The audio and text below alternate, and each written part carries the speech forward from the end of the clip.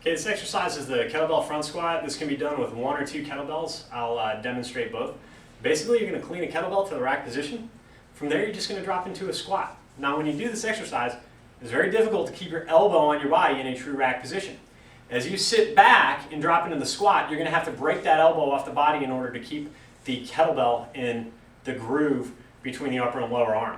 If you keep your elbows on the body and drop down into a squat, the kettlebells are going to roll right out of the rack position. So as you drop down, you're going to have to push the elbows up as you sit back and down into the squat.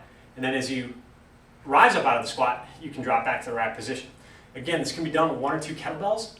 The benefit to doing 1 kettlebell is it becomes kind of a lopsided exercise. A kettlebell wants to pull you over, so you really have to utilize the muscles of the torso to keep your spine neutral. So that adds a whole different twist where it becomes a little bit more focused on the torso and the core musculature.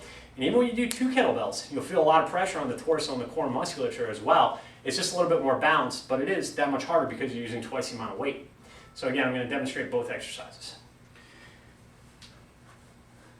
So clean the kettlebell to the rack position, and then drop into a squat, and then stand back up out of the squat. That's your single kettlebell. Front squat, obviously, you want to do repetitions with the bell on each side of the body. So now we're going to look at the double kettlebell variation. Again, you're just going to clean both kettlebells to the rack position, then drop down into the squat. Remember to push those elbows up as you descend.